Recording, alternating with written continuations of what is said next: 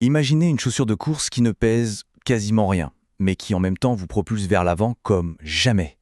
C'est un peu la promesse folle de l'Adidas Adizero Pro Evo 1, et aujourd'hui on va décortiquer ensemble cette petite merveille de technologie pour voir si la promesse est vraiment tenue. Courir sur des nuages, c'est la première chose qui vient à l'esprit quand on entend parler d'elle. L'idée que chaque foulée puisse devenir presque sans effort.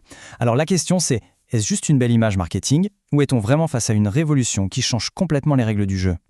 Bon, alors, comment on fait? Comment peut-on créer une chaussure aussi légère sans sacrifier ce qui est juste essentiel pour la compétition, l'amorti, la stabilité, le retour d'énergie?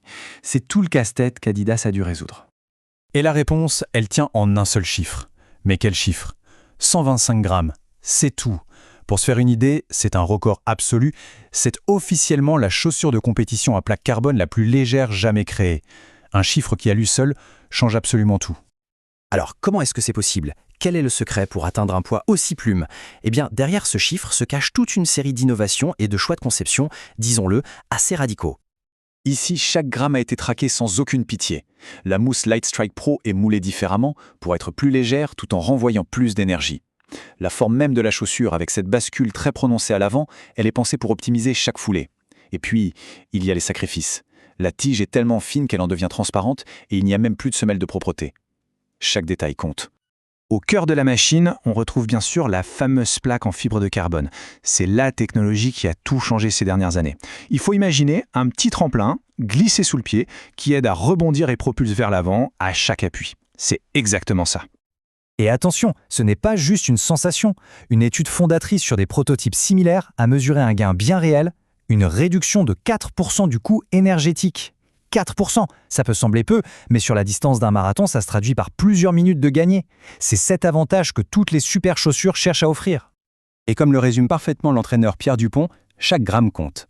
Sur 42 km, l'énergie économisée en soulevant moins lourd à chaque pas, eh bien ça fait une différence énorme sur la ligne d'arrivée. Mais bon, assez parlé de chiffres et de technologie, qu'est-ce que ça donne concrètement sur le bitume? C'est quoi les sensations quand on court avec cet ovni au pied? Les premiers retours sont unanimes, la sensation de propulsion est juste incroyable.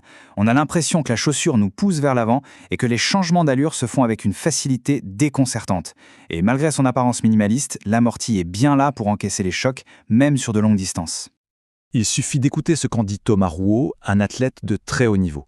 Quand un coureur de ce calibre parle de « gagner en vitesse sans effort supplémentaire », on comprend que la chaussure a parfaitement atteint son objectif. Mais attention, il faut être très clair, c'est une pure bête de course, une Formule 1. Elle est faite pour la route, le bitume bien lisse, la piste. Il ne faut même pas essayer de l'emmener sur des chemins de terre ou des pavés. Elle n'est absolument pas conçue pour ça. Alors maintenant, comment est-ce que cette Adizero se situe par rapport à ses concurrentes? Est-ce qu'elle joue vraiment dans une autre catégorie?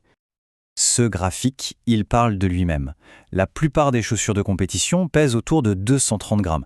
L'Adizero Pro Evo 1, c'est quasiment la moitié. L'écart est juste sidérant et c'est son argument de vente numéro 1, c'est clair? Mais, parce qu'il y a un mais, et il est de taille, cette légèreté a un prix. Et pas seulement en euros. Regardez bien ce tableau. Un poids record, oui, mais une durée de vie estimée à 50 km. C'est à peine de quoi faire un marathon et quelques sorties. Et puis il y a le prix, 500 €. C'est le double de ses rivales. C'est vraiment là que le bas blesse. Ce qui nous amène inévitablement à la question qui tue. Finalement, pour qui cette chaussure est-elle vraiment faite? Et est-ce que cet investissement en vaut réellement la peine? L'avis de Marie Lecomte, podologue du sport, est très important ici. Une chaussure aussi extrême et minimaliste, ce n'est pas pour tout le monde. Elle ne pardonne aucun défaut technique. Elle exige une foulée parfaite pour être efficace et surtout pour éviter de se blesser. Le bilan, il est donc sans appel. D'un côté, une légèreté et une propulsion jamais vues, une sensation de vitesse pure. De l'autre, un prix exorbitant, une durée de vie qu'on peut qualifier de ridicule et une utilisation ultra spécifique. C'est le compromis radical qu'il faut accepter. Donc en clair, c'est une chaussure pour le jour J, l'arme secrète des coureurs de très très haut niveau qui visent un record sur une course précise. Ce n'est absolument pas la chaussure pour aller faire son footing du dimanche ou pour s'entraîner au quotidien. Et on en revient toujours à ce chiffre, 500 €. C'est le prix à payer pour s'offrir cette performance ultime. Un investissement qui la place dans une catégorie totalement à part, presque inaccessible. Finalement, la vraie question, c'est peut-être celle-ci. Quel prix est-on prêt à payer pour un record personnel? Pour cet instant de gloire, pour ce moment où on repousse ses propres limites? La 10.0 Pro et voie 1, elle ne donne pas la réponse, mais elle nous force à nous la poser. Et c'est peut-être ça, au fond, sa plus grande réussite.